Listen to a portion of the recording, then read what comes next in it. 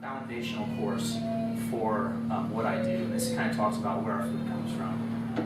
It's some important stuff. It's not well known, but I'm going to ask you and challenge you. Anybody that's listening to this is to listen to what I'm talking about and try to think of the common sense. Do we have a problem with health statistics?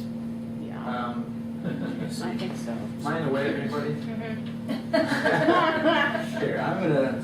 Is it? I guess we got a full room here. That's good. I'm Wow. gonna sit down just like this. Yeah, well, I'm hungry now. You won't be after this video. Okay. Stuff you see. Okay, we got obesity is an epidemic. We're gonna talk about that.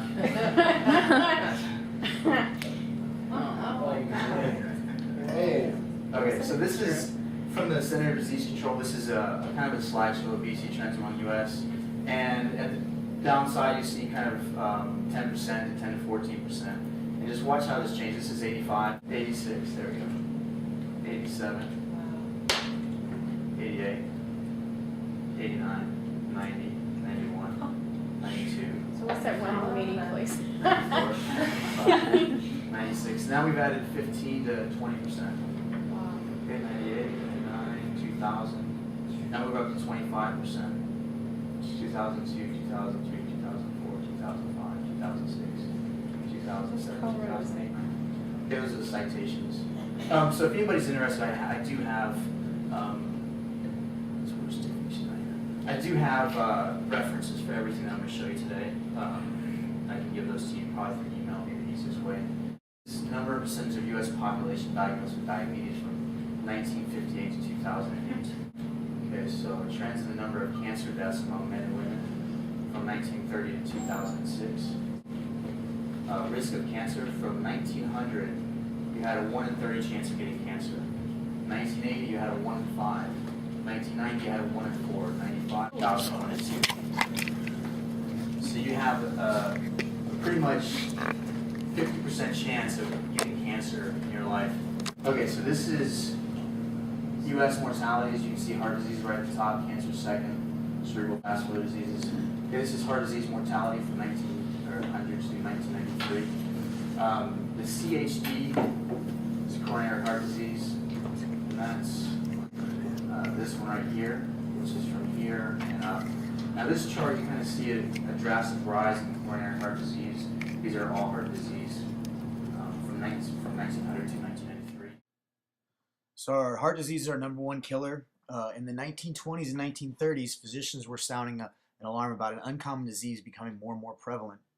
By the 1950s, physicians' warning had become recognized, and today most physicians are completely unaware that heart disease used to be uncommon.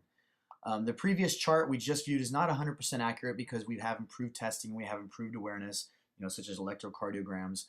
But there's also 2 more important studies that also supported the previous chart. This was in the Journal of Medical History, titled Ischemic Heart Disease. And this is from autopsies at the St. Bartholomew's Hospital in the City of London. And as you can see, there's quite a bit of increase through year of heart disease. Okay, so another thing is we're told that heart disease is from animal fat or from saturated fats. This is U.S. animal fat consumption from 1909 to the present. So if heart disease was caused by animal fat, why is there decreased animal fat and increase in heart disease? Okay, and then you have U.S. corn oil consumption. And as you can see, corn oil has drastically risen. Where we come from, a lot of health practitioners today don't ask this question. How do we develop to become what we are today? Where do we get our brains? Where do we get our bodies? Why do our shoulders move the way they do? Why do our feet move the way they do? It all happened through evolution, adaptation, natural selection. If you look at our development, we share 99.4% of our genes with chimpanzees. How do we survive? How do we eat? What adaptations do we need to survive? What was our ancestors' life expectancy? That last question is a real important one. I think we're going to go over today in a lot of detail. I'm going to show you some proof that what we've been told is not exactly true on that. So this is Weston A. Price. He was a dentist. He wrote this book, Nutritional Degeneration. This is a very important book. He was a dentist in the 1930s. He noticed that he had kids coming into his clinic and their teeth were rotting out of their heads. They had malalignment, they needed to have braces, they had bad dentistry, and he was kind of curious as to why this happened when he noticed adults coming in there with, that bringing these kids in. They had perfectly formed teeth. They had no cavities. And these were grandparents, parents. So he noticed an increase in caries, decrease in dental health, especially in children. So if you look at an animal in the forest, it lived its whole life.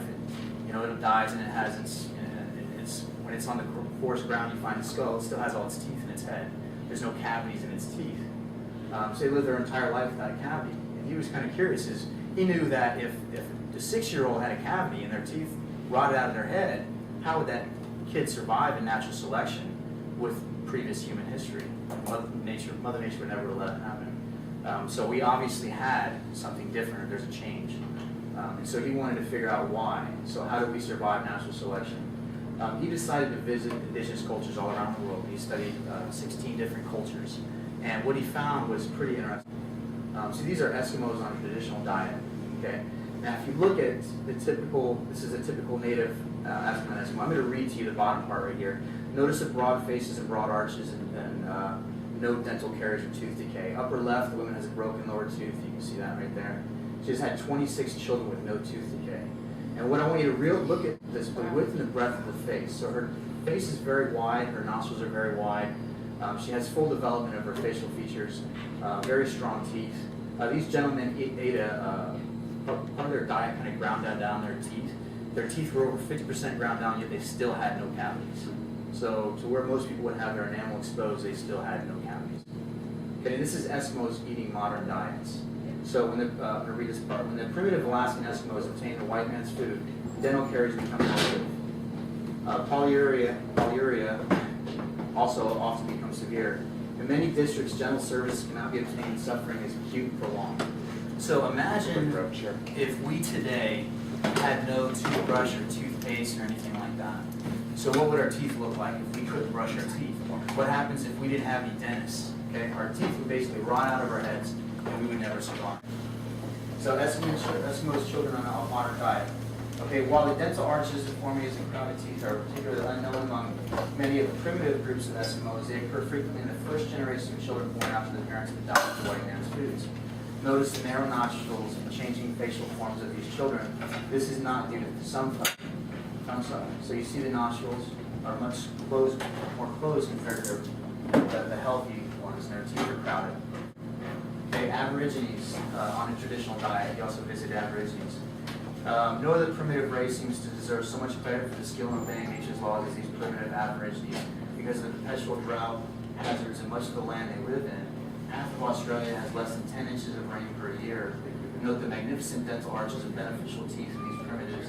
Tooth decay was almost unknown in many districts. So you can kind of see how wide, and they have perfect formed arches. These people never had braces. Okay, they look like it though, right? Their teeth are perfect. Okay, this is Aborigines on a modern diet. Okay, so the disturbance in facial growth is often so serious as to make normal breathing through nostrils very difficult. These are primarily due to faulty development of maxillary bones. These are Aborigines on a traditional diet. If you just look at these gentlemen, we've been told that we died at 35 years of age of really rough, violent deaths in our previous history. And if you were a caveman, you didn't live very long. Well, does this guy look 35?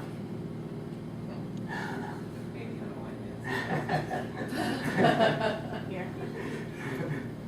I mean, as you can see, these are very healthy people. They're very strong. They're very healthy. These are Aborigines again on a modern diet. Deformity patterns produced in modernized Aborigines of Australia by white man's food. Notice the undershot mandible. Get a mandible's bone here. Pinched nostrils and facial deformities of all four. Aborigine women comparison. Whenever the primitive Aborigines had been placed in reservations and fed on white man's foods of commerce, dental caries became rampant. This destroys their beauty, prevents mastication, provides infections for serious injury in their bodies.